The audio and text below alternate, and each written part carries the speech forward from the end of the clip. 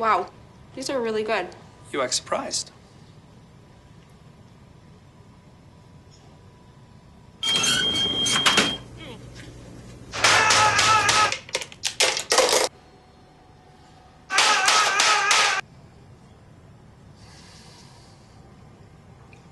Practice makes perfect. You don't have to be perfect to be a perfect parent. There are thousands of teens in foster care who don't need perfection. They need you.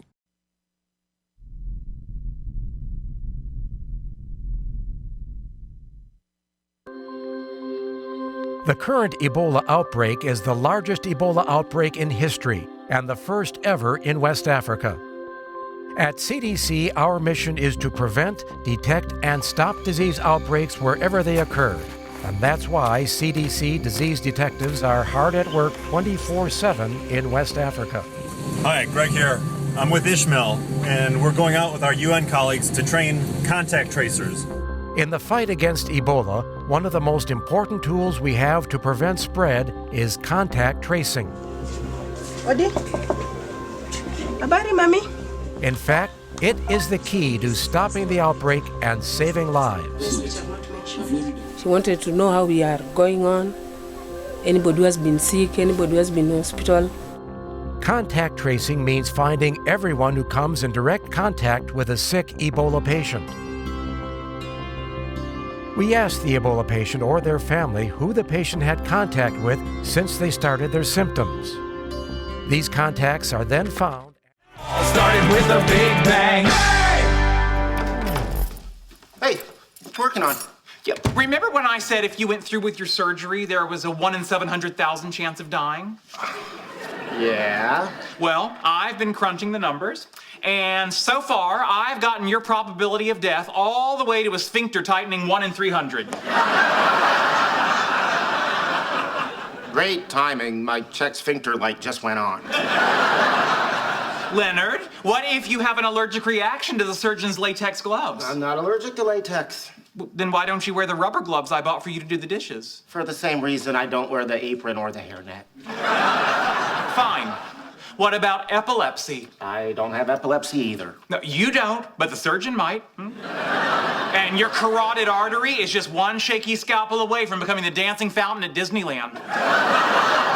Sheldon, do you realize that driving is riskier than surgery? I do. I have the drive to the hospital right here. And that is if you make it to the car without falling down the stairs. And don't expect me to carry you. I do that enough in life. Buddy, I get that you're worried about me, and I appreciate that, but I'm not going to die. In West Texas, there's not much to see in a vast stretch of emptiness. That is, until the sun calls it a day. And then, up there, is a night sky bursting with stars, a jam-packed canopy of constellations. Fly me to the moon and let me play among the stars. Let me see what spring is like on Jupiter and Mars. On most weekends, Ron DiIulio sings about the night sky at a Dallas nightclub. And he doesn't just croon about the moon.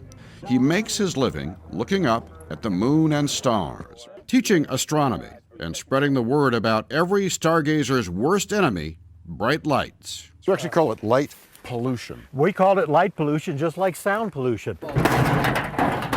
DiIulio brings his students from the University of North Texas to this particular part of the state, where the lights are so few, the stars are so many, captured by his time-lapse photography.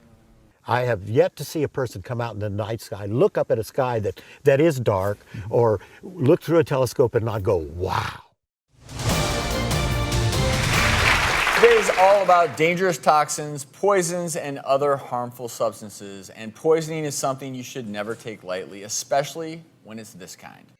I'm 21 years old. I was recently at a daytime party, having cocktails, and I didn't eat as much as I should have. Then later in the afternoon, I totally blacked out. This has never happened to me before. I was so scared when I woke up. I felt so sick. Do you guys think I had alcohol poisoning? And what are the signs I should be aware of? Wow, this is a really, really important question to talk about because, you know, any young adult that's just getting into drinking or their parents really needs to pay attention to this because, yeah, it could have been the alcohol.